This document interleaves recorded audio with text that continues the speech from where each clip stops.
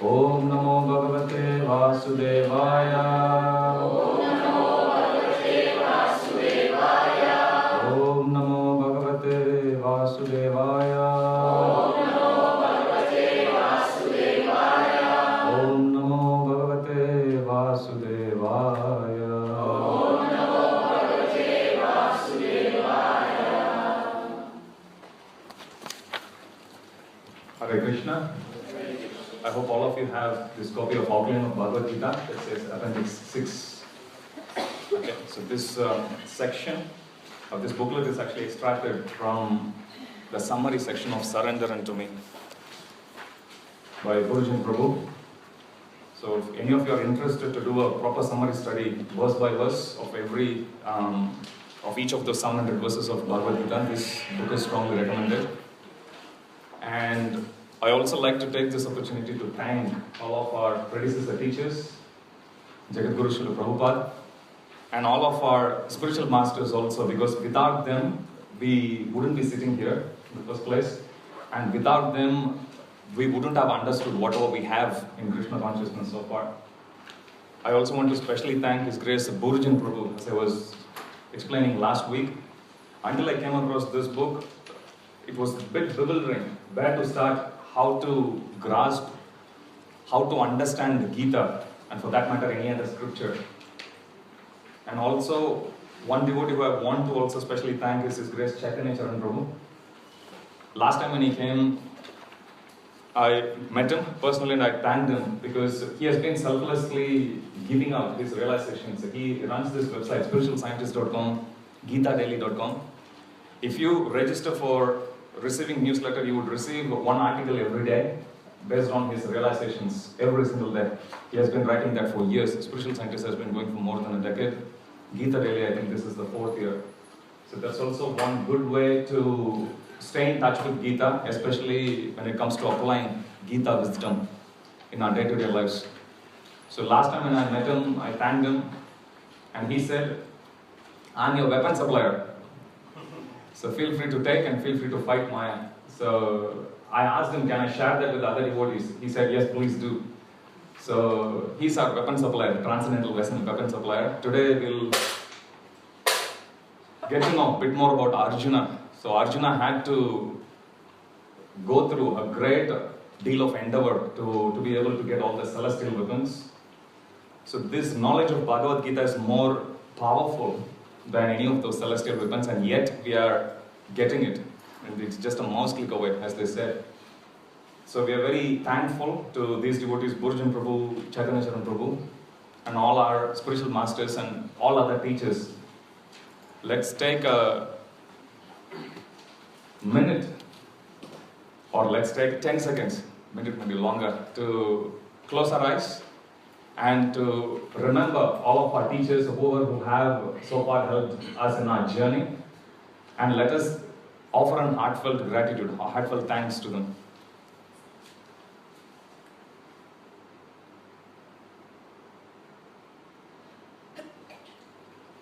Vancha kalpatarubhyascha kripa sindhubhya eva cha patitanam pavanebhyo vaishnavebhyo namo namaha.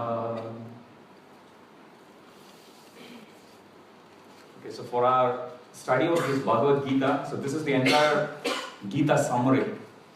So if you can understand this and get used to this flow, you'll be able to narrate the entire Gita in a story form. How good is that? So that's what this summary is capable of doing. You can just, whenever you have free time, you can just open it and you can read. I also shared a copy of all the verses of Bhagavad Gita put together in one single document. When you read that also, you can understand the entire Gita, the flow of Gita in the form of a story. You'll be able to narrate. Usually when it comes to narrating a story, it's very easy. But when it comes to narrating a train of philosophical thoughts, it's usually hard. But Guruji Prabhu has gone through that pain to summarize them so beautifully. So get used to this. Whenever you have time, go through this.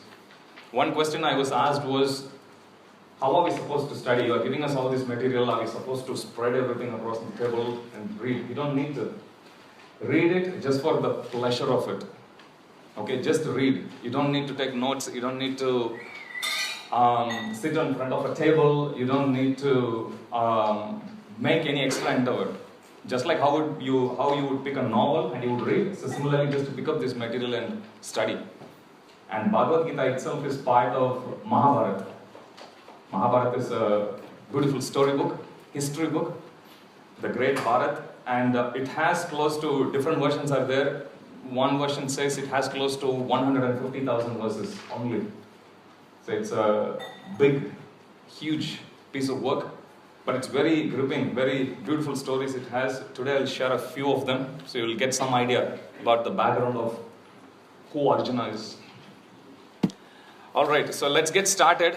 I have given you, those of you who were here last week, I did give you one single sheet that says overview of Bhagavad Gita, just for unit 1 alone. If you look at this appendix 6, the unit 1 is pretty brief.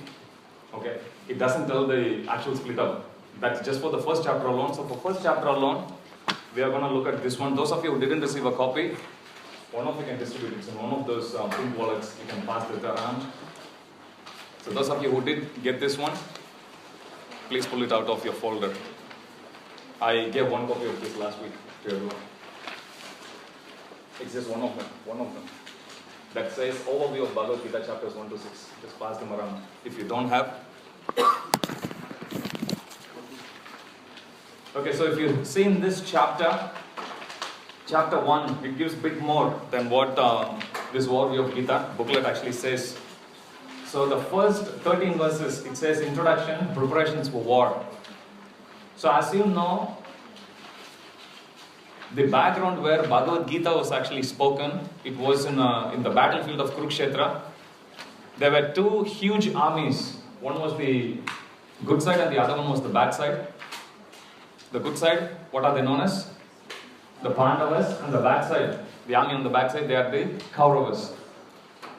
The ones in the good side, there were very few in number, as is the case now, as is the case all the time. So the bad side has got much more people. So the first 13 verses talks about Dhritarashtra. Dhritarashtra is the king of the Kauravas. He is seated in his palace in Hastinapur. That's the capital. The very name Hastinapur means, Prabhupada explains, you read Krishna book, Hasti means elephants. So that's the city of elephants. Usually it is said to maintain elephant it takes such a big endeavor. You need so much resources to be able to maintain, to feed elephants. They eat tons and tons of grass, they keep on chewing all day long. So Hastinapur, as the very name defines, it is a city of elephants, and that was the capital city of the Kauravas. And they were ruling the entire world as the great kings. Either they were having direct sovereignty, or they have conquered other kings, and the kings would in turn actually pay them tax. So either directly or indirectly, they were ruling the whole world, keeping Hastinapur as the capital, and Dhritarashtra was the king. So if you see this picture, it's in the middle of your book, in Bhagavad Gita. So this is Dhritarashtra, is an blind king. So he is the father of Duryodhana and all the Kauravas. And this is Sanjaya. Sanjaya is his personal assistant. Sanjaya is also a dear disciple of Vyasadeva, okay, the author of all Vedic scriptures. So Sanjaya was endowed with this spiritual vision, with which he can be seated in one place and he can see things that's happening very far away. So he's seated in Kurukshetra and he could meditate and he could see, rather he's sitting in Hastinapur and he could meditate and see what is actually happening in Kurukshetra. So this whole Bhagavad Gita is written as a meta-conversation. Meta-conversation means two people talking about what two other people spoke. Okay, conversation about a conversation. That's called the meta-conversation. So here, this whole Bhagavad Gita is narrated such that Sanjaya is narrating to Dhritarashtra what Krishna was talking to Arjuna, or what Arjuna and Krishna were talking to each other. Okay, so the Kurukshetra is far away. Sanjaya could meditate and he narrates everything to Dhritarashtra. So that's why if you look at the very first verse of Bhagavad Gita, it would say Dhritarashtra said, and that's the only verse which Dhritarashtra spoke. And then once Dhritarashtra speaks, Sanjaya narrates what starts to happen, and then the focus gets shifted to the battlefield of Kurukshetra. Okay, so Kurukshetra, as we can see, there are two huge armies, the Pandavas and the Kauravas, both the sides, and Krishna, he is playing the role of a charioteer for Pandavas, and more precisely to Arjuna.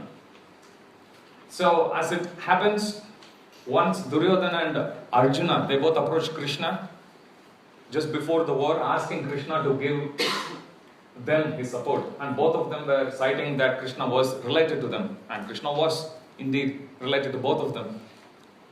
However, when Krishna offered that one of them could take him and he wouldn't wield any weapon, and the other party can take a whole Akshauhini. Akshauhini is like a unit, like we have million, zillion. Every Akshauhini comprises of close to 20,000 and odd elephants, about 60,000 and odd charioteers, about more than 100,000 foot soldiers, and about 40,000 horse warriors. Put together, they are called one Akshauhini. So Krishna says, one of you can take an entire Akshauhini of Narayani Sena, which is his own personal army, and the other one can actually take me, but I wouldn't wield any weapon because I've taken a vow, which Krishna breaks. That's a different story, but this is the offer he gives. And Duryodhana, true to his position as a materialistic person, he chooses the whole Akshauhini of soldiers. And Arjuna chooses Krishna. So Arjuna comes as the charioteer. Or rather, Krishna comes as a charioteer for Arjuna. So this is how the first scene, or the scene for the first 13 verses is actually established. And then in the first 13 verses, we will also see how Duryodhana goes and gives a whole summary of all the different soldiers that were in his side, and he would compare the soldiers that are on the other side as well. Okay, so what we are going to do is, we are going to quickly read through the translations of the first 13 verses, and that will give us a good understanding about the preparations of war, the first 13 verses. Okay, so first chapter, it doesn't talk much about philosophy until we cross the first half of the chapter. The later half does talk about philosophy, so we can quickly skim through the initial intro scenes. So let's go, open your book.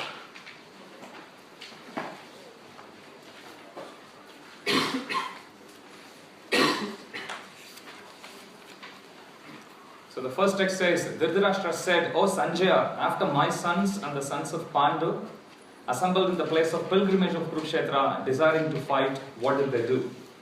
So Dhritarashtra, as I said, he's seated in Hastinapur and he's asking this question to Sanjaya. What is happening? Please tell me. To which Sanjaya, he replies in text 2, O king, after looking over the army arranged in the military formation by the sons of Pandu, King Duryodhana went to his teacher and spoke the following words. And then the next few verses up until 13, you will see a description given of Pandava's army first, and then Kaurava's armies, and then a comparison is given between both of them. Okay, so we are not going to go through them. I'll leave it to you to read. 14 to 20, let's go to 14th verse.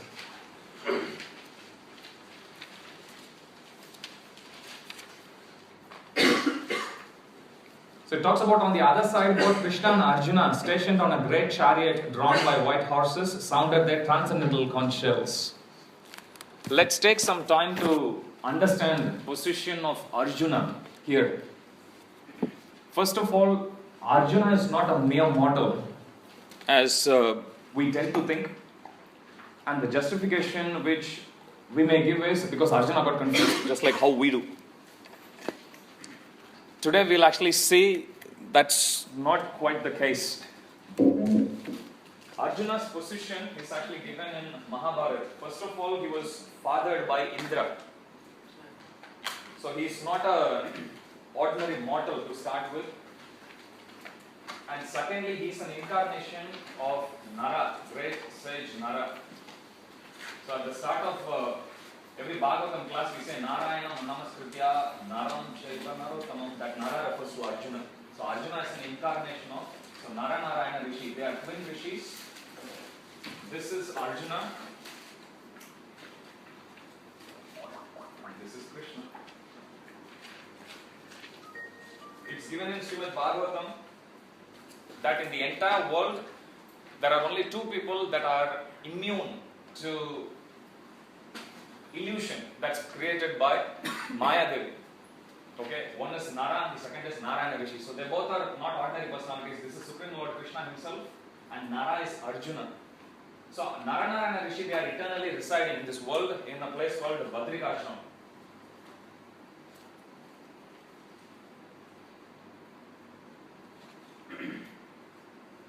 Badrika Ashrama. It's in Himalayas. So they both are eternally residing there, and they do their penances for the betterment of humanity, for the betterment of this whole world. Now, Arjuna, for a start, he's a rishi, he's a sage, and by definition they are all self-controlled. Okay, so going by that definition, Arjuna can't be brought under illusion. Okay, so we need to understand it. Even among souls, Srimad Bhagavatam actually explains that there are two types. Nitya Siddha, and the second one is called Nitya Baddha. Nitya Siddha means eternally perfect. So they are the perfect beings. Srila Prabhupada comes under that category, Vyasadeva comes under that category, Arjuna, Pandavas. You take all pure devotees, Goswamis, all our predecessor acharyas. Okay, so there may be many among you also. Until you manifest your 400 form, I will be able to recognize. So please pardon my ignorance. So that is Nitya Siddha, which means eternally perfect beings. Which means no matter what form they take, they will never forget their position as the servant of the Supreme Lord. They will never. And they will never go astray even an inch from that position. Okay, so that is Nitya Siddha. Nitya Baddha. Welcome. That's us. So this is Baddha means conditioned or bound. So we all fall in this category. Those who are Nitya Baddha, by definition, no matter what form we take, we will come under illusion. Until and unless we take shelter of the spiritual master, we take shelter of the Supreme Lord. So that is Nitya Baddha. Arjuna comes under Nitya Siddha category. So it's not an ordinary mortal. Recently I saw there was one article, one of the old articles of Bhagavad Gita. The topic of the article says about Krishna, not your ordinary God. So that was the nice title they have given. So similarly for Arjuna, he's not your ordinary warrior, which you see in movies, Lord of the Rings. Okay, you name, like Hollywood movies. He's not like that. He's a sage. He's a rishi. He descended down along with Krishna to alleviate the Mother Earth of her burden of carrying all this unnecessary accumulation of this demoniac people, unnecessary accumulation of all this weaponry, which were created simply to cause destruction to this world. So that was the vision why Arjuna comes down. Okay, so Arjuna was fathered by Indra, and this is Arjuna's position. And there are many descriptions that are given in Mahabharata. If any of you are interested, you can actually read. That actually tells about different pastimes of Arjuna. I'll just touch on a couple of them, and that will tell you the prowess. And the reason why we need to understand that this is initially, or anyone, if they have some knowledge about Bhagavad Gita, if you ask them, one answer you would get often, if you ask them to define about Bhagavad Gita, one answer you would get is, they would say, well, Arjuna was supposed to fight with Kauravas, he had some problem, Krishna gave him some advice, and then he was clear of his illusion, and then he fought with his enemies. As if whole Bhagavad Gita was Arjuna's problem, and that we have got nothing to give and take. But that is not true. As we will see today, Krishna actually puts Arjuna in illusion to be able to pull him down from Nitya Siddha position to Nitya Baddha, to our position. So on behalf of the humanity, on behalf of conditioned souls, Arjuna can actually put forth all these questions to Krishna. And Krishna will take that opportunity to advise through Arjuna to all of us. Okay, so that is the purpose why Bhagavad Gita was spoken. So regarding Arjuna, again, there are many names that was actually given for Arjuna. In fact, just because before the battle of Virat, Arjuna himself confirms that he has 10 names. I'll tell you some names that will tell you about the prowess of Arjuna. One of Arjuna's name is Vijaya. Vijaya means one who has never returned back from a battlefield without subduing his enemy on any day since childhood. That is his position, which means he has never returned back on a day from a battle without conquering his enemy. Impeccable track record. One of his other names is Vibhatsu. Now this name interestingly was given by his enemies. Vibhatsu means one who is dreadful to look at. When they look at Arjuna wielding his Gandiva with his eyes raised with anger, they would feel so scared they'll close their eyes. Vibhatsu means one who is so terrifying even to look at, so they'll close their eyes. That's one of Arjuna's name. And Arjuna himself says his enemies give that name. Okay. One of the name of Arjuna is Jishnu. Jishnu means one who is unapproachable and irrepressible, which means if in a battlefield he wields his weapon, even if enemies wants to go closer, they can never go anywhere closer. Okay, he'll just kill them, he'll shower them with the arrows. So nobody has ever gone anywhere closer to Arjuna. On the other hand, if Arjuna marks an enemy and if he goes after them, nobody can stop him. So he is simultaneously both unapproachable and irrepressible. That's Jishnu. Okay, the very name Arjuna means, it has a very beautiful name. Arjuna means one who does deeds which are always pure. A man of pure deeds. That's what the very name Arjuna means. Arjuna's father is Pandu. He is very fond of Krishna. Arjuna has also got slight dark complexion. So Pandu loved to call Arjuna as Krishna. One of Arjuna's name is Krishna. Of the 10 names of Arjuna that's given, one of his names is Krishna. Draupadi, for that matter, is also called as Krishna. One of Draupadi's name is also called Krishna. She also had dark complexion. So this is position of Arjuna. Of the 13 years when the Pandavas were driven out of their kingdom, Arjuna spent 5 years. Guess where? In heavenly kingdom. Taking lessons from his father Indra, learning the warfare, learning the tricks of warfare, learning how to wield all the celestial weapons. Some of the weapons he received from Lord Shiva himself, Pashupata. There is one astra that's given, and Shiva warns him when he gives him that this is the exact same weapon I use to start the cosmic destruction. Arjuna had full access to that. He was given the thunderbolt weapon, which only Indra could actually wield. In fact, Indra takes Arjuna and gives him his entire armory at his disposal. And the way it's described how Arjuna used to get access to this is, he'll just close his eyes and he will meditate. If any of you have played video games, have you seen? Sometimes all the guns and everything will come on the sides. That's exactly how they all will actually come and assemble. He'll just pick and he'll shoot. Even the astras, that's also given. What are the different means by which one can use the astra or the arrow? They can use it with the mind, they can use it with the eyes, they can use it with an arrow. So there are different means by which one can execute. One can throw the weapon on the enemy side. So Arjuna had access to all of this. There's one battle that's actually given specifically. I'll just wind up Arjuna's history with this. Any of you are interested, you can actually read Mahabharata. It talks in detail about the prowess of Arjuna, and for that matter, about all of the other characters, especially about Arjuna. So there was one. So Arjuna, after taking training from Indra for 5 years, he approaches Indra and he tells him, I would like to give you some dakshina. Dakshina is the offering which a disciple gives at the end of his schooling to the Guru. Like Krishna goes to Shandipani Muni and then asks him what dakshina he could give. Dakshina is the offering. And Shandipani Muni tells Krishna, you bring back my dead son alive, which Krishna does.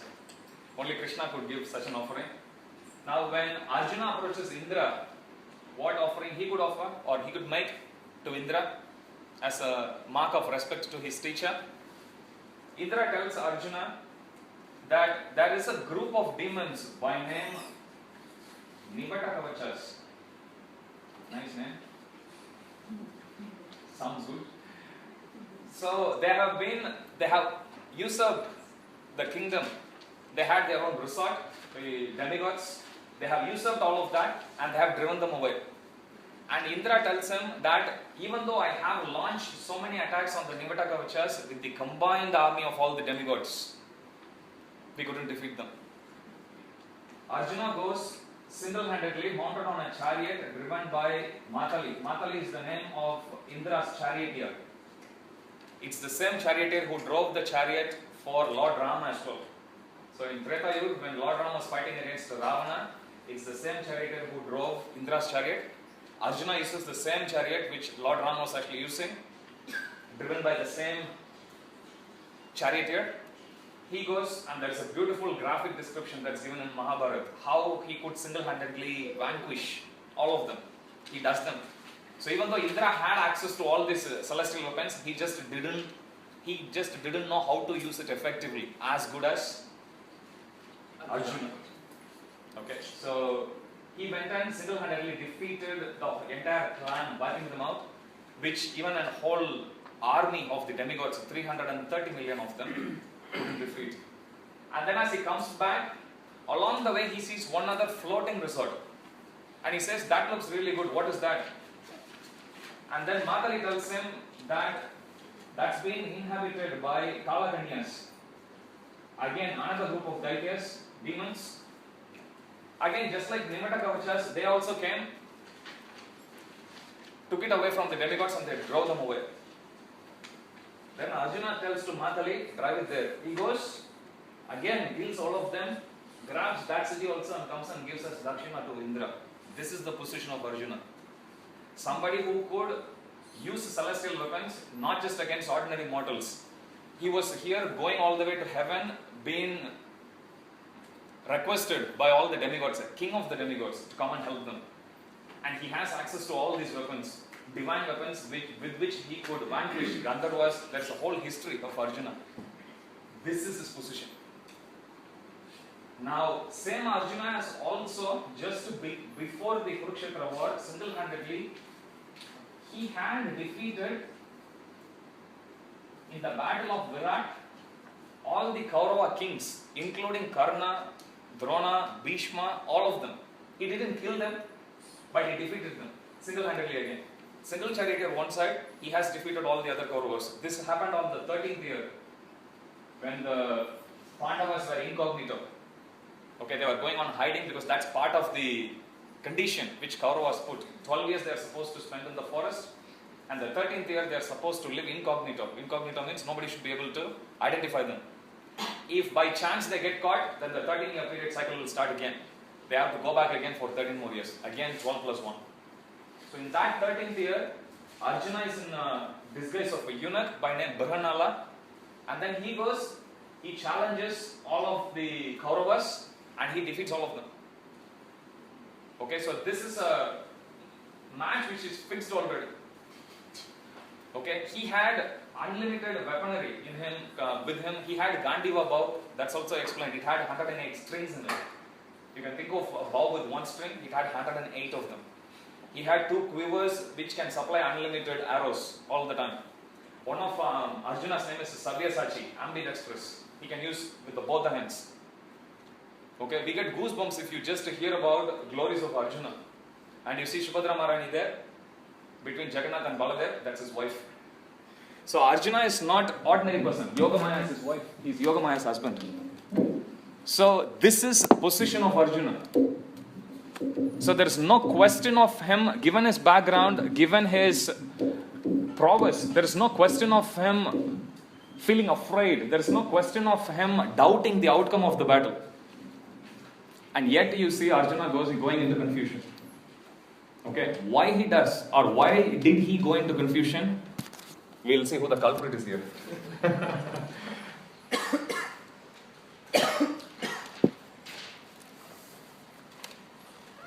So the next section we'll quickly go through 14 and 20. He talks about different signs of victory.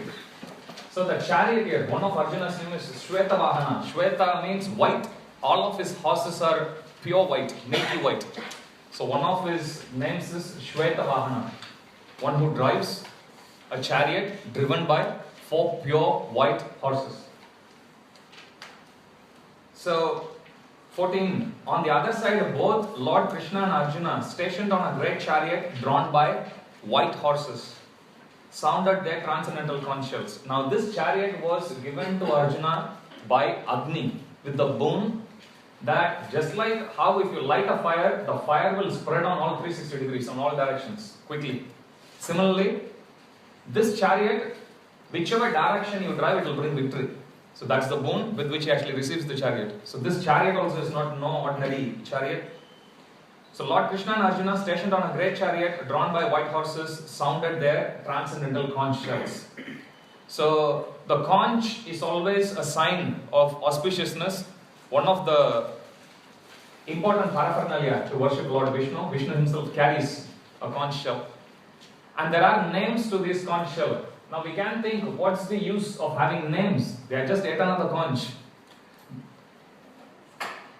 Conch having a name signifies, Acharyas explained that even conch in spiritual world is a personality. If you read Srimad Bhagavatam, it's given at the end of all this Leela, all the 5 Pandavas, they went to Goloka Vrindavan, spiritual world, with their own body. They never had to quit the body. With the self-same body, they just ascended to the spiritual world. So did Subhadra, so did Draupadi, and Prabhupada says, so do all pure devotees. Okay, so if we become pure devotees, you have the choice to carry the same body. How many of you love to have the same body? I don't. So, but that option is there. So you can understand how impeccable their body also should be. Okay, so glorious characters. And then the names of all those conch shells are listed. Lord Krishna blew his conch shell called Panchajanya. Arjuna blew his the Devadatta. And Bhima, the voracious eater and performer of Herculean tasks, blew his terrific conch shell called the Poundra. As I said, each of these personalities are transcendental, and so is there, or so are their paraphernalia. Okay, conch has a name, which means conch is a personality. When Krishna comes after this battle, you read Srimad Bhagavatam, as he enters into Dwaraka, Krishna holds his conch called the Panchajanya. He touches it to his lips. Panchajanya usually is white in complexion. As soon as it touches Krishna's lips, it takes the pinkish hue. Can you imagine? You can easily visualize. When he blows, as long as Krishna blows, the conch will become pink, taking the hue of Krishna's lips, and then when Krishna stops, it will become white. I was thinking maybe pink means a sign of ecstasy. So when he starts to blow, and then it becomes pink, and then Krishna stops, it stops turning pink, and then it becomes white again. So each of these paraphernalia, they're all transcendental. Now it's not just with Arjuna and Krishna, same is the case with the rest of the Pandavas also, as these series of verses would say. King Yudhishthir, the son of Kunti, blew his conch shell, the Ananta Vijaya. Nakula and Sahadev blew Sugosha and Manipushpaka. That great archer, the king of Kashi, great fighter Shikandi, Drishtadumna, Virata, unconquerable Satyaki, Drupada, sons of Draupadi and others. O king, such as the mighty armed son of Shubhadra, all blew their respective conch shells. Now, Draupadi, she begot one child through each of the Pandavas. So she had 5 children altogether. Arjuna also married 3 other wives. Some other time we can have a whole class on Arjuna itself, his pastimes. So one of his wives is Subhadra Maharani. Subhadra Maharani's son is Abhimanyu. So there is a mention of both of their names here. Draupadayascha. Shabhadra Draupadayascha. So which means the son of Subhadra as well as sons of Draupadi. That's what it means. Okay, verse 19. The blowing of these different conch shells became uproarious, vibrating both in the sky and on the earth. It shattered the hearts of Dhritarashtra. So as they blew the conch, all of these great personalities, along with the other warriors, the combined sound was very, very tumultuous. It was heart-shattering for the bad guys. Usually, when you go to a temple, this is one of the reasons, rather the main reason why Dhritarashtra asked that question, what did my sons and sons of Pandu do? Prabhupada is sarcastically commenting on that verse, the very first verse, that Dhritarashtra asking Sanjaya, what did my sons and sons of Pandu do, is same as Prabhupada is saying in one of the early lectures, 2 people coming to a dining table and asking what did they do. They would eat. It's the same way Prabhupada is saying, these two parties have come to the battlefield of Kurukshetra. What would they do? They would fight.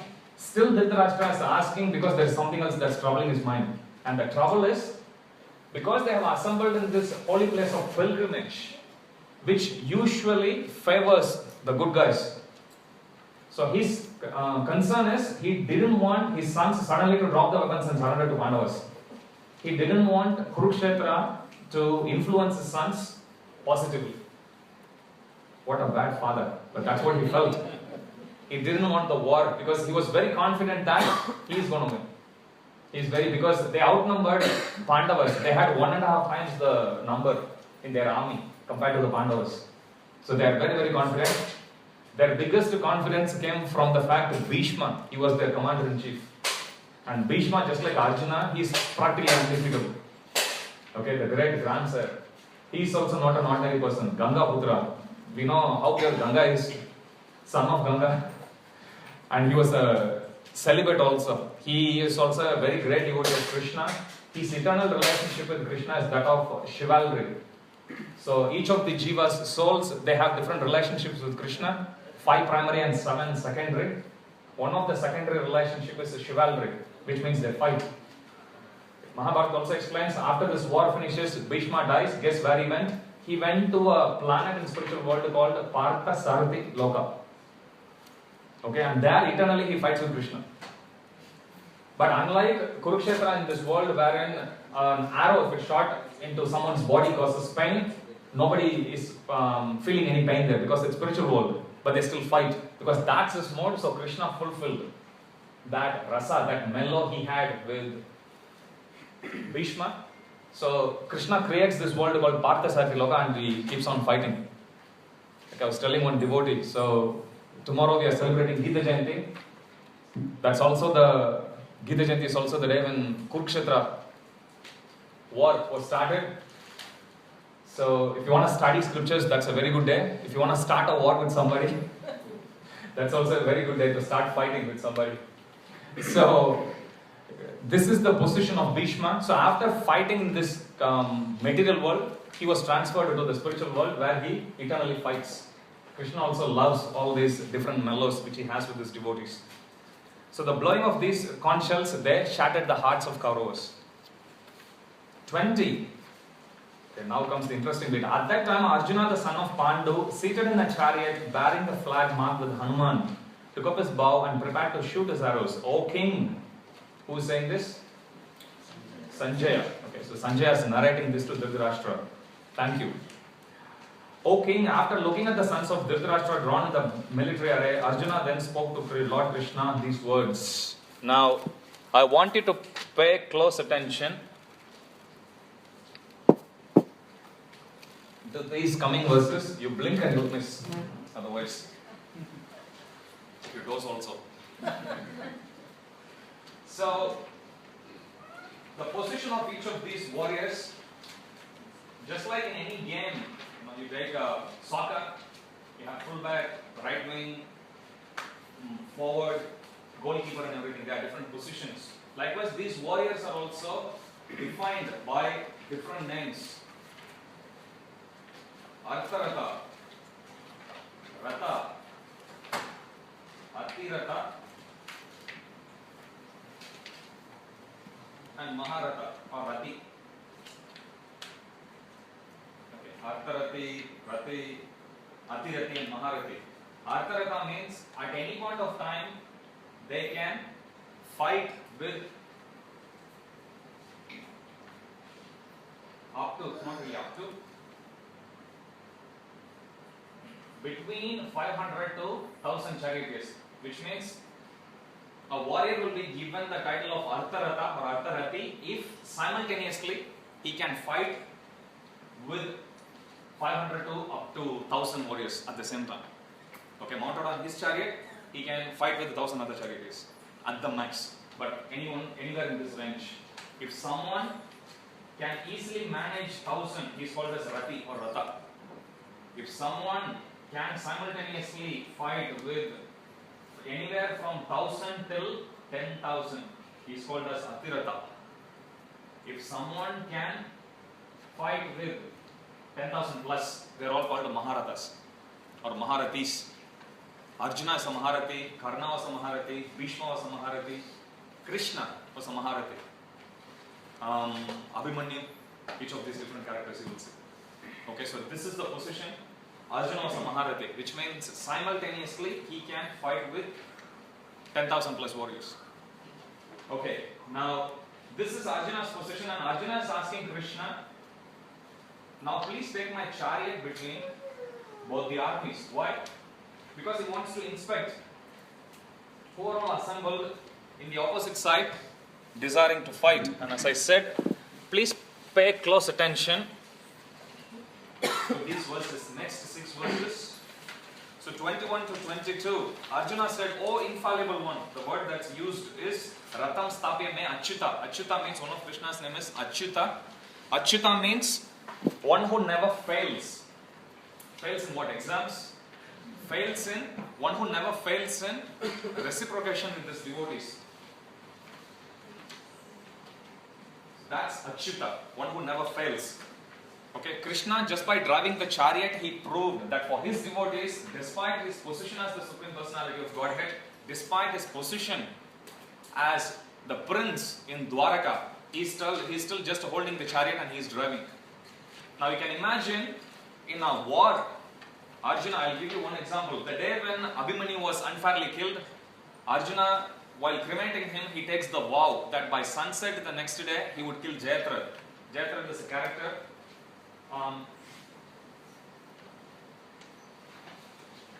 Jayadratha. Kauravas, they are 100 in number, they had one sister. Jayadratha is the husband of the sister. Okay, like brother-in-law of Duryodhana. So Jayadratha was the main person who plotted killing of Abhimanyu in an unfairly way. So Arjuna takes the vow that by next day sunset, he is going to kill Jayadratha. If he doesn't kill him, then Arjuna takes the vow that I will enter into fire and I will self-immolate myself. So next day when Arjuna goes on Duryodhana, that night when he comes to know about the vow, he tells to all his army that if only we somehow can protect Jayadratha alone tomorrow, then Arjuna will die. If Arjuna dies, all the other Pandavas will die. Victory is ours. What a crooked mentality. But that's Duryodhana for you. So then next day Arjuna goes and Arjuna stands. So Krishna goes with the chariot and Arjuna stands there respecting. Mahabharata explains that the width of the army was 20 miles, approximately 30 kilometers. Depth was 40 miles. Jayadratha was there.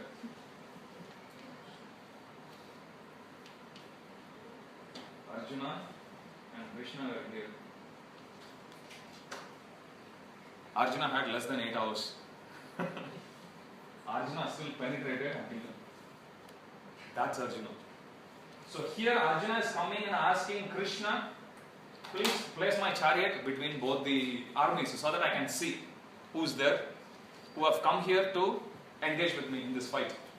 So this is what Arjuna says in 21 and 22. Again, as I said, please pay close attention. Next verse, if you actually see, Krishna has a beautiful charioteer. He starts to drive. So in 23rd verse, Arjuna is saying, let me see those who have come here to fight, wishing to please the evil-minded son of Dhritarashtra. This is what Arjuna is saying. Okay, Arjuna says that everyone on the other side are evil-minded. Why? Because they sided.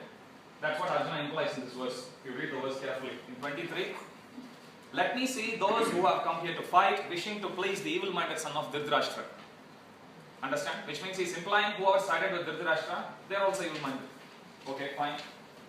Then 24 talks about, the focus again goes back to Hastinapur where Sanjaya narrates. Having thus instructed by Arjuna, Krishna drove the chariot between both the armies. Fine. Now 25. Now in 24, Krishna drives the chariot.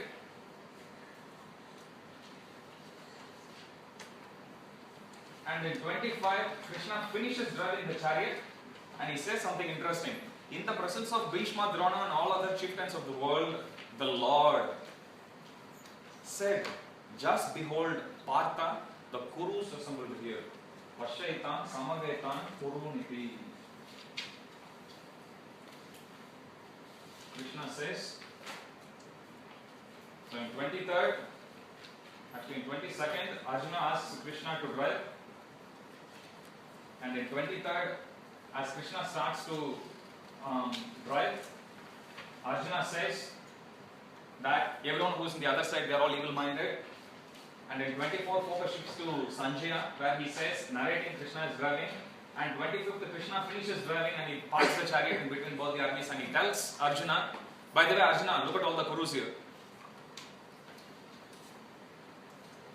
Let's go to 26. There Arjuna could see, within the midst of the armies of both the parties, his fathers, grandfathers, teachers, maternal uncles, brothers, friends,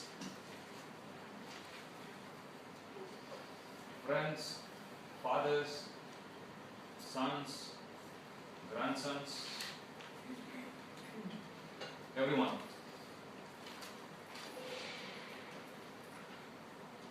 From 23 to 26, can you see Arjuna's vision changed?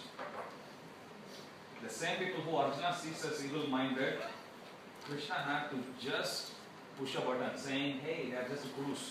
Suddenly the same evil-minded people, he started to see them as friends, fathers, sons, grandsons. That's why I said, you blink, you miss it. Okay? That's how cunning Krishna is. If Krishna wants to clarify, he can. If Krishna wants to confuse us, all he has to use is just one word and he just pokes and that was enough. From this point onwards, Arjuna at this point, he is in Nitya Siddha platform. In a span of 2 utterances, in which one was in Sanjaya, practically nothing, in span of just one word, one utterance of a word by Krishna, pulled him from Nitya Siddha to welcome Arjuna to our position. So that's what happens. So from Arjuna's position as the eternally perfected person, Krishna using that one single word. Kurus means, Kurus is the name of their dynasty. It's the name of their clan. Kuru is the name of one of Arjuna's forefather. He creates Kurukshetra. He custom builds Kurukshetra field with none other than Vishnu. Okay, so Kurukshetra had a very beautiful history. We can discuss about it. There is a book by Purna Prajna Prabhu called Stories from the Puranas. It tells about all those different stories, the branch stories and everything of Mahabharata. If you get a chance, you can actually read. So there, the description of how Kurukshetra came about. In the first place, it's described. But Kuru is the name of their king, the forefather, who was a great king, devotee of Krishna, from whom all of these warriors, they took their surname from. Even though in 23rd verse Arjuna sees them as evil-minded, Krishna just reminds him, hey, by the way, they are your family men. But he doesn't say it. If Krishna is being instructed by Arjuna, drive the chariot, what should have Krishna done? Just drive the chariot and keep mum, right? Who told him to speak? But he speaks because he wants Arjuna to be confused. Now if Krishna doesn't speak this one single word, we won't have scripture study course today. Because there is no need for Gita. Arjuna would have gone there. Imagine if 25th Krishna just kept mum. He would have seen them still again in 26th verse also as evil-minded son. He would have picked up Gandiva. Okay, by lunch break, whole battle would have finished. They would have gone home happy. But no, Krishna deliberately confuses Arjuna, putting him in an illusion. Prabhupada himself explains that in one of the purport, that Arjuna was put in illusion according to Krishna's will. Okay, Krishna doesn't have to endeavor so much to put us in that position. Okay, by nature we are illusion. So we come to Nitya Siddha. So from 26th onwards, whatever Arjuna speaks is relatable to us because he is in our platform now. Until rest of the Gita. Not really rest of the Gita, till 10th chapter. 10th chapter itself, Arjuna gets clear what he's supposed to do. The remaining ones, he asks questions just to disseminate more knowledge for greater humanity. So that's what Arjuna asks for the question. Okay, so from 28th onwards, Arjuna's confusion starts. So 21 to 27 we finished. Arjuna's doubts is 28 to 46. Now, one other point for us to note here is, imagine ourselves in a position of Arjuna, right? If we get confused, what would we do? Imagine we have Gandiva bow. Krishna, I won't fight. Why? I won't fight. Why? Sorry, mate, but I won't fight. We won't ask, we won't know any other valid reason to justify why we won't fight. However, even in confused state, you can clearly see the position of Arjuna, how systematically he is telling Krishna why he won't fight. And if you read that from moral principle perspective, they are all perfectly correct. Okay, and they are all justifiable, perfectly reasonable. Okay, so let's read this one quickly. Arjuna said, "My dear Krishna, seeing my friends and relatives present before me in such a fighting spirit." Okay, let me go one verse before. 27th, when the son of Kunti, Arjuna, saw all these different grades of friends and relatives, he became overwhelmed with compassion and spoke thus. Because Krishna uses the word Kurus, Arjuna is an illusion now, and now Arjuna suddenly is seeing all his friends, forefathers, sons, everyone, and then now his heart is filled with compassion. So now Arjuna is going to describe the symptoms he is facing. Arjuna said, "My dear Krishna, seeing my friends and relatives present before me in such a fighting spirit, I feel the limbs of my body quivering and my mouth drying up." This is one symptom. My whole body is trembling. My hair standing on end. I also faced this one day before exam. So Arjuna, despite being the most qualified warrior, he is feeling all this. So we can understand his compassion, because he knew if he picks up Gandiva, they stand no chance. And Arjuna knew the outcome of this war. If you read the signs of victory, first of all, the chariot itself is given by Agni. It is driven by Krishna himself, husband of goddess of fortune. There is a flag with Hanuman in it, and Hanuman doesn't keep quiet. He's not a logo. He is a personality, but he has taken the form of a flag. And he tells to Bhima, whenever you shout, I will amplify your voice. And many people, because Bhima, he takes the vow, he will personally kill all the 100 Kaurava sons. He takes that at the end of that fateful gambling match.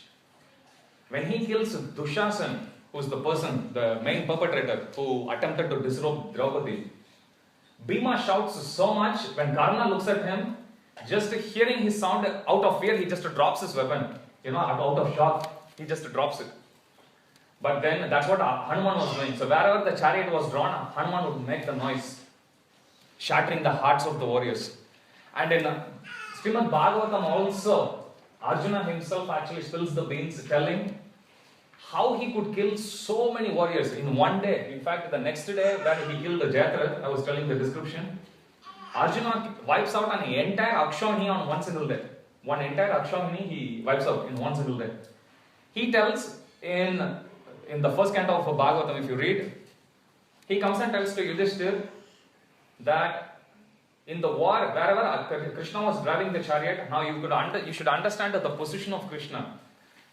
Arjuna is standing behind Krishna, and he has all this, at least 10,000 warriors ready to pounce on him, shooting arrow. Okay? Full on. If he has to tell Krishna, turn left, turn right, he doesn't have much time. He has to recite the mantra. So description is given that he would kick on Krishna's right shoulder if he wants Krishna to turn the chariot right. He would kick on Krishna's left shoulder because he's standing behind. He would actually turn left. He would kick in the middle if he has to convey that Krishna has to drive forward. Very humble position with no weapon. So don't think these chauffeurs who drive all this limo, coming with a bow tie and everything. Yes sir, open. That's not the position which Krishna took. Very, very humble position with no weapon. So he practically left it. He was totally at the shelter of Arjuna, at least externally. Internally it was the other way around, but externally that's how it was. Okay, so here, so Arjuna, this is what Arjuna is actually thinking, that I'm actually going to fight with all these enemy warriors. So he's asking Krishna to actually drive left, right, forward, anywhere.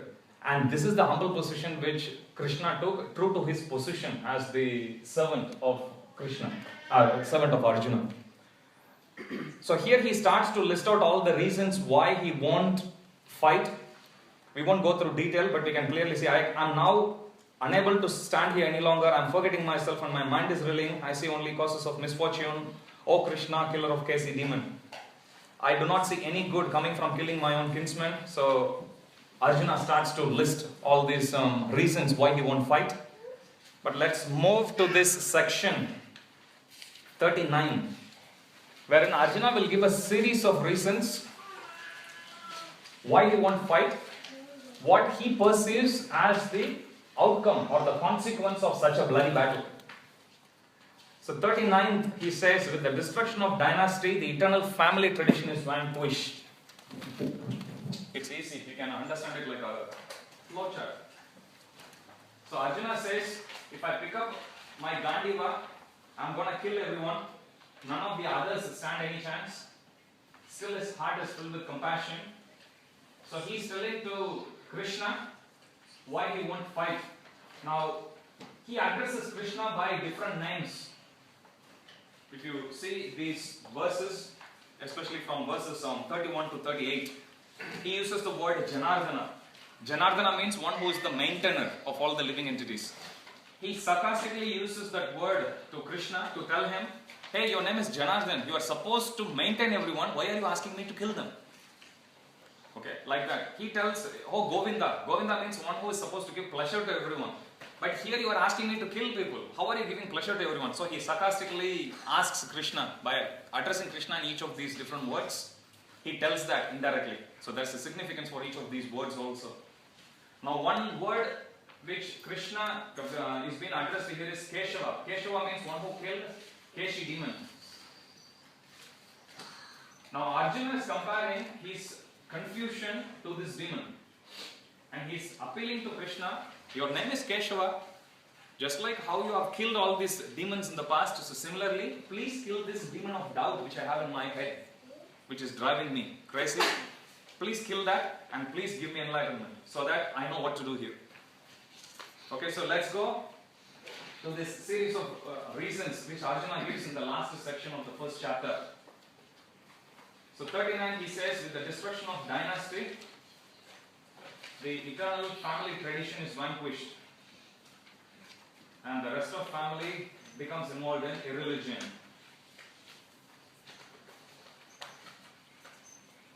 With the irreligion, the women in the family gets polluted because there is no husbands for them, and when women are polluted, there comes unwanted progeny. And because they are not properly guided, there is crime in the society. That's the reason, according to the Vedic version, why crime is happening in the society. When the children are actually not brought up properly, especially if they are born as unwanted progeny, with not proper samskars, not proper education given, then there is prevalence of crime in the society. Then the forefathers in the family fall down because there is no offerings for them, and then all the community projects stop. Not only that, whoever caused all this will dwell in hell. So this is the flow which Arjuna gives. If Arjuna picks the bow and he kills the opponents, let's say one king he kills, his dynasty will be vanquished, which means there won't be any head in the society. Because there is no head in the family as well as in the society, that family tradition will get stopped, it won't be perpetuated. Because of that, no family tradition is not perpetuated, there will be irreligion, because then there won't be any dharma. Nobody knows what is supposed to be done and what is not to be done. So everyone would control their own and it would give rise to irreligion. And when there is irreligion, women in the family won't be protected, so there will be illegal affairs and everything, and because of which there will be unwanted progeny. Unwanted progeny means nobody is going to take responsibility for them, so naturally they will become indulged, they will become engaged in crime in the society, causing disturbance to the entire society. And because now the whole lineage is actually gone, the forefathers will be forgotten, so they will fall down And not only that, the community welfare projects in the society, because the head of the family is gone, they will also be stopped. And it is said both the people who were the perpetrator, who caused all this, plus those who were the victims here, both will dwell eternally in hell. How does Arjuna know? Go to 43rd verse. Krishna says, Utsana kula dharmanam manushyanam janardana narake niyatamashu bhavatiti anushruma. If you read the word-to-word translation for 43rd verse, anushruma means I have heard by disciplic succession. So Arjuna is not concocting here. He is telling, this one sounds reasonable. Even in confused state, we can see how Arjuna is able to present his arguments. Okay, that sounds reasonable. And he says he has heard all this. Again, Arjuna is saying, I didn't concoct any of this, but I've heard through disciplic succession. He also went to Gurukul. He's also a Gurukuli. Okay, he also attends Kuli Mela. So he's also a very good singer. He learns from Chitrath, from Gandharvas themselves. He's also a very good dancer. So Arjuna says all this and says, because of this, I won't fight. So Arjuna then puts his bow, casts his bow aside. So if you continue reading 44, alas, how strange it is that we are prepared to commit these greatly sinful acts. Driven by desire to enjoy royal happiness, we are intended to killing our own kinsmen. 45th, better for me if sons of Dhritarashtra, weapons in hand, were to kill me unarmed and unresisting in the battlefield. And 46th, Sanjaya said, Arjuna, having spoken thus on the battlefield, cast aside his bow and arrows and sat down on the chariot, his mind overwhelmed with grief. He puts the chariot aside, rather the bow aside, and he says, I won't fight. Now, Acharyas have given beautiful descriptions about what does that signify. Arjuna taking the bow and putting it aside, in confused position, seated on the chariot. The bow of Arjuna, which is called the Gandiva,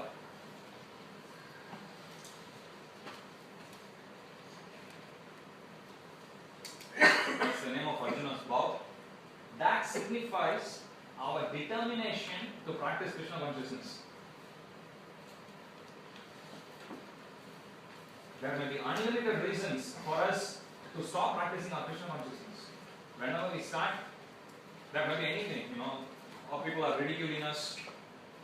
I don't have time. I'm very disturbed. I have my work pressure now. I have my family pressure now, so on and so forth. So this one represents our determination to practice Krishna consciousness or Bhakti Yoga. So Arjuna casts this bow aside and he sits there and he says, I won't fight. And then Krishna then advises Arjuna, from second chapter onwards you will see instructions which Krishna is going to give. Krishna is going to speak for the next 18 chapters. Now let me take you to 18th chapter. Go to the last verse of the entire Gita.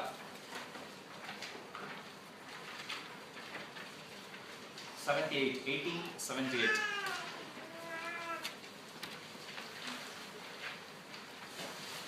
So the verse goes, Yatra Yogeshwara Krishna, Yatra Partha Dhanurdhara, Tatra Sri Vijaya Buddhir, Dhruva Nitir Matir Mama. As I said, every word, or rather every name that was used to address Arjuna has a significance in Bhagavad Gita. It's purely context based, and every name that's used to address Krishna is also context based. So here the word, even though Arjuna also has got a lot of names, look at the word that's actually used to address him here. Yatra Yogeshwara Krishna, okay. Yatra Partha Dhanurdhara. What does Dhanurdhara word-to-word translation say? The carrier of the bow and arrow, which means it signifies he's already picked up the bow. Okay? Same Arjuna who cast his bow down at the end of first chapter, at the end of 18th chapter, he has picked up. That's what this one signifies. Which means we may have all those disturbances that will actually tell us, now is not the time, grow a bit old, as if we are not now. Okay, let time go past, let's actually finish our family responsibility, work responsibility and everything. Bhagavad Gita is not against it. But Bhagavad Gita also says none of the reasons could be strong enough for us to suspend our practice of Krishna consciousness. Okay, so we shouldn't. So if we all of us are in this category. Okay, we tend to think there is pure devotee and there is demon. No, there are Hare Krishnas in between. So there is range of level. There is a whole range how we can practice Krishna consciousness. So it's not in black and white. Each one of us, we have to try sincerely. One person actually texted me today, just 5 minutes before the class started, saying, Prabhu, I read only 1.5 hours today. Maybe he thought I was going to stop him to come attending the classes. The idea of 2 hours, I said, is as I said, commitment empowers action. You commit to it. How many of you surprised yourself? Okay, how many of you read Bhagavad Gita after a long time, for such a long time? Okay. I also need to put my hand up. I was reading Chaitanya Charitamrita only. Last week I read Gita more. Okay, so when we come together, when we do a certain activity together, when we take a collective vow, collective promise together, it empowers us, definitely. Okay, for your kind information, I received messages from 36 devotees, including this last devotee who wants to join online. Even to join online, look at his sincerity. Okay, 5 minutes before he's saying, Prabhuji, I read only 1.5 hours. Am I allowed to attend? So you don't need to text me. I just said, if you haven't developed that habit, do until you get used to it. And it will help you, definitely. So if we read, so this is the outcome of reading. This is the outcome of hearing Bhagavad Gita. From this position, wherein you cast aside your determination, you will come and you will pick up the bow, which is our determination. So we should keep Bhagavad Gita the center of our life all the time. Okay? Let me just touch on one application before I ask for any questions. The approach which Krishna takes, and it will tell you the genius of Krishna. Krishna takes a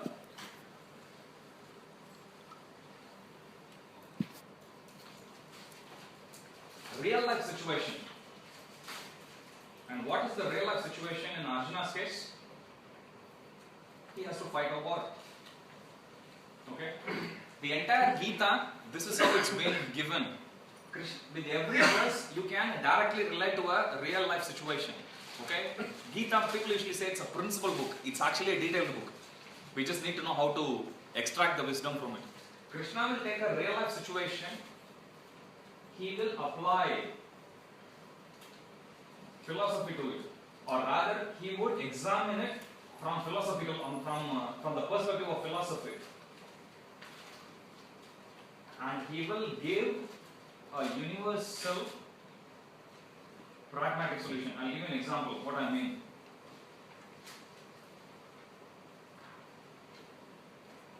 Okay, let's put this in Arjuna's case.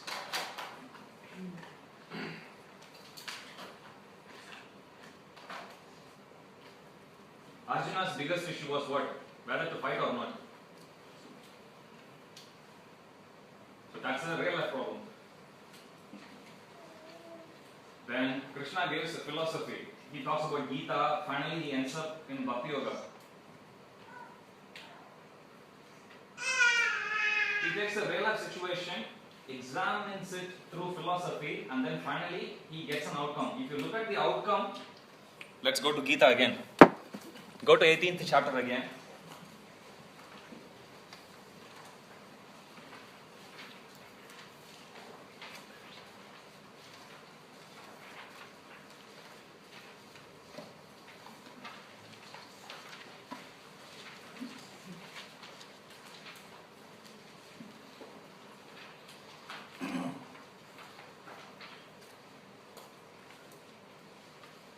Let me show you one verse. Okay, go to 73. This is again concluding verses of Bhagavad Gita. Read the translation. Arjuna said, My dear Krishna, O infallible one, my vision is now gone.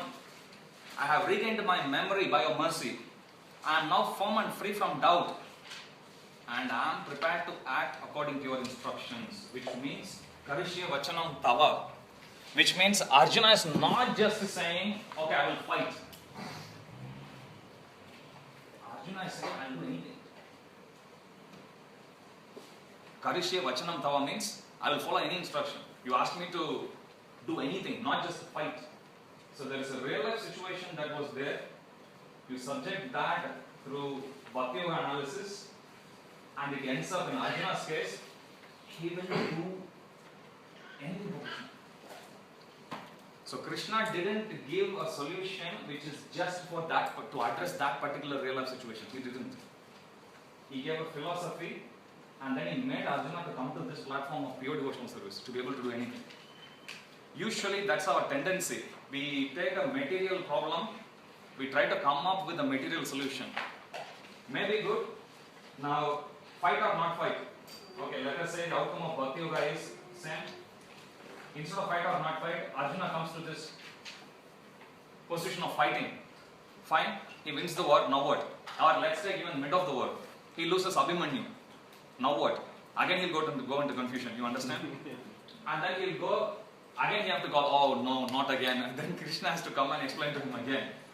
And then again, next day he goes to somebody, his mother, she passes away. Or she just leaves for the forest. Now what? He'll be confused again. Bhagavad Gita, Krishna, he just uses any excuse. That's why you name a situation, we can pick out a verse that exactly addresses to that situation, not on a principle level, actually on a detail level. That's the genius of Bhagavad Gita. It can give philosophical analysis to any real life situation, and it can give you a universally applicable solution to that. Not just addressing that particular problem, but to change the entire perspective. Okay, so for Arjuna, whether to fight or not fight, Krishna went through this whole range of topics, presenting to him that we are not the body, we are the soul, different types of karma, and then comes to the pinnacle of his presentation on Bhakti Yoga. Hearing all of that, Arjuna picks up. Arjuna first tells, he speaks this in 73rd verse, Karishye vachanam tava, I am prepared to do anything. My illusion is gone, I am prepared to do anything. Okay, that's a much more deeper transformation in Arjuna's side than something like this. This one you would see even in Hollywood movies. Okay, the commanders will come at the start, he'll give this rousing pep talk. Wow, wow, and then they bang their weapons and they fight and the hero dies. What's the use? They've seen movies 300. What's the use of all your talk? You're dead, But here it's not like that. Bhagavad Gita will make warriors immortal. Bhagavad Gita will make every student immortal. That's the transformation which Bhagavad Gita is capable of giving. Now if we don't look at the wisdom this way, we will study Gita.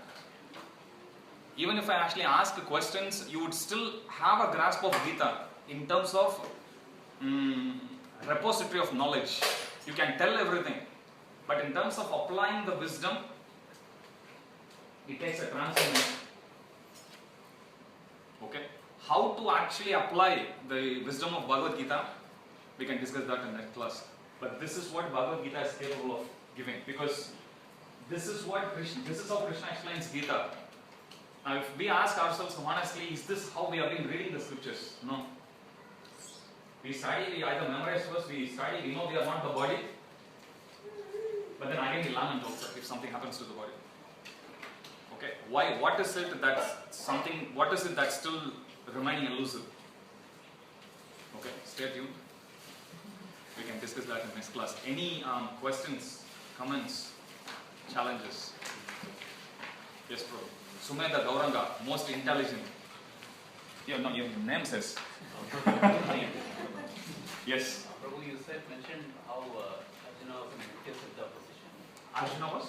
First in the Nitya Siddha position. Yes. And he saw the Kauravas as evil minded. Yes. And he goes to Nitya Baddha, Yes. becomes compassionate. Yes. Usually it's the other way around, right? In Yes. Nitya Siddha, you don't see people as evil minded. You see everybody is a devotee of Krishna and you're more compassionate. But in Nitya Baddha is when you see people as he's good, he's bad. So it looks a bit the other way around. Contrary, yeah. Good question. So the question is, in Nitya Siddha he was able to see a person as evil-minded, and then Krishna confuses him. In confused state he becomes more compassionate. Okay? How is it? It looks like a contradictory position which Arjuna is taking. Good question. One of the biggest advantages of studying scriptures, which Prabhupada explains in Srimad Bhagavatam, is it gives us the power of discrimination. That's why we should study scriptures regularly. It gives us the power of discrimination. Otherwise, we won't be able to discern right from wrong. Okay? Discrimination.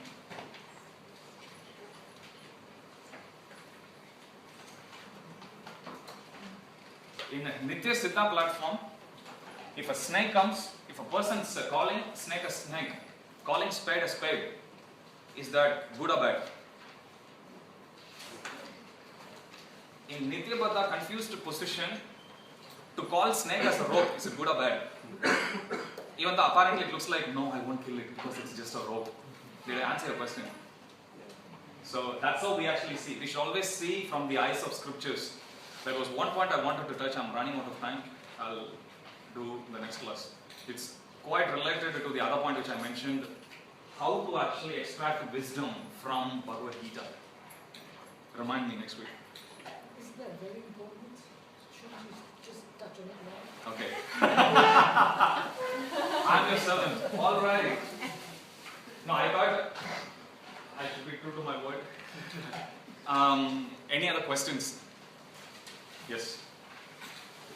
You explained the position of Arjuna, but like we also have Duryodhana inside us. What is his position? Whose position? Duryodhana.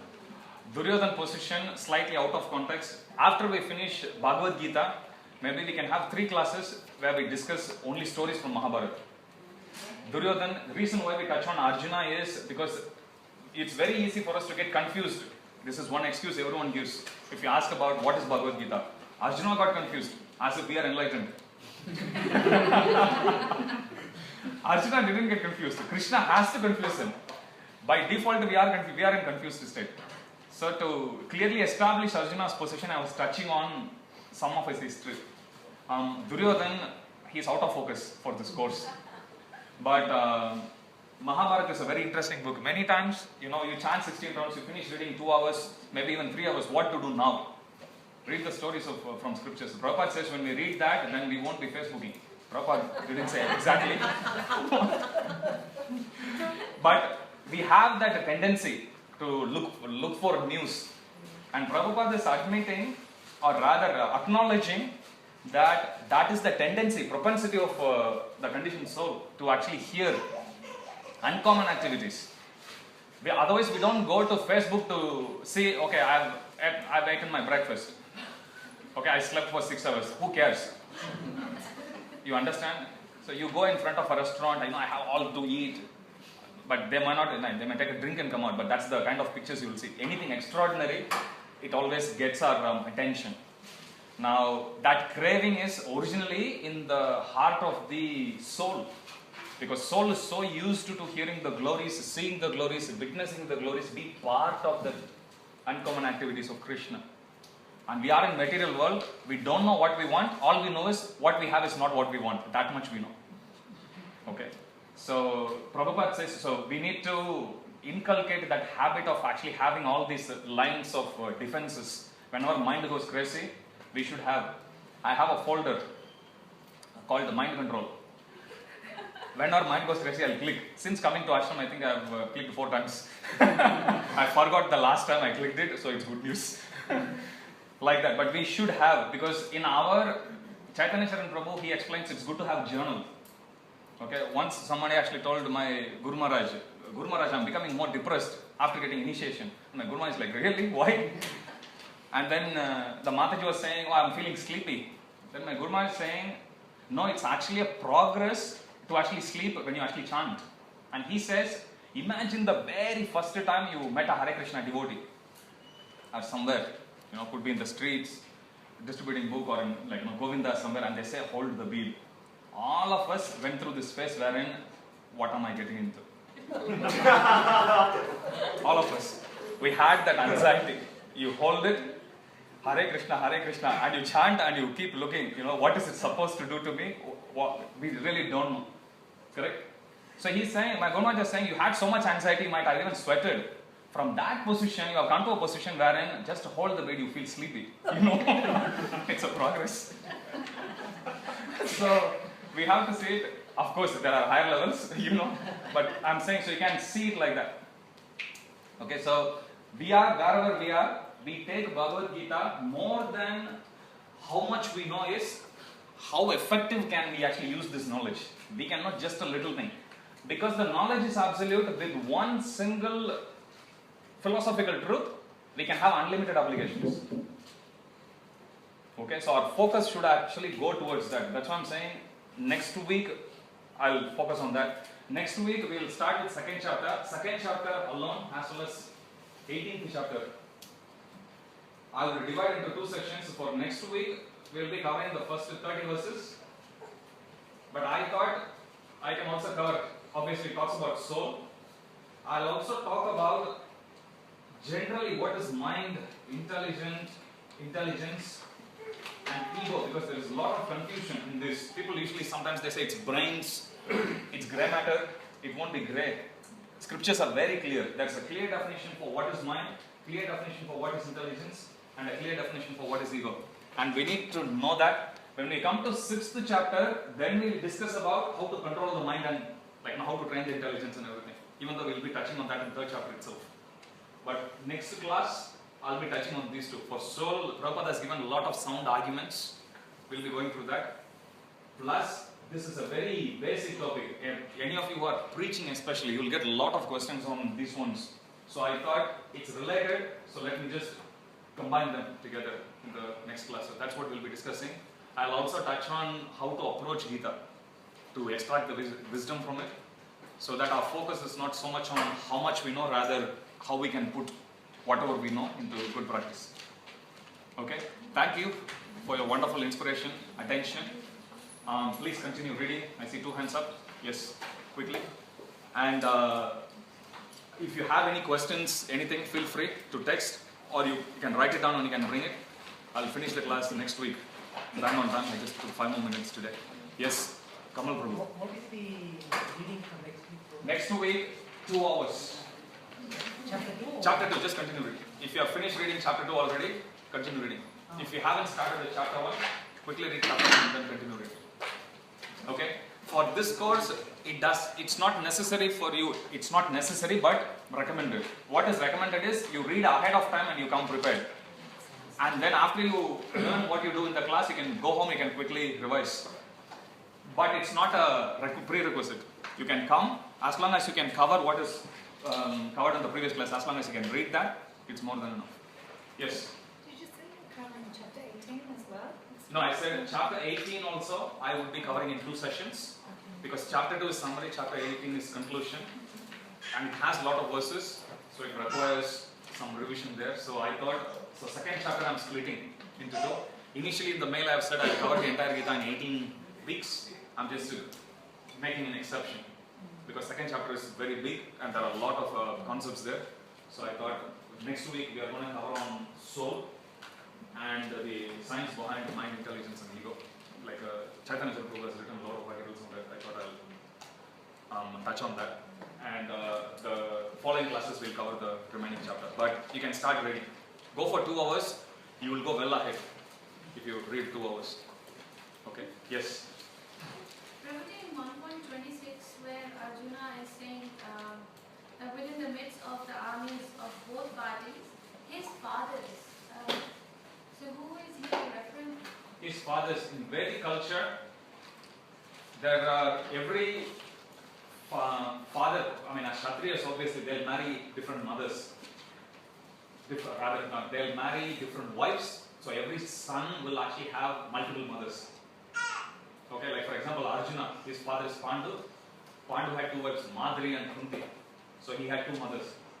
So same way, just like in Indian culture these days also, you will call your father's brother as uncle. In English we call it uncle, but actually if you go and use the local languages, it's actually a father.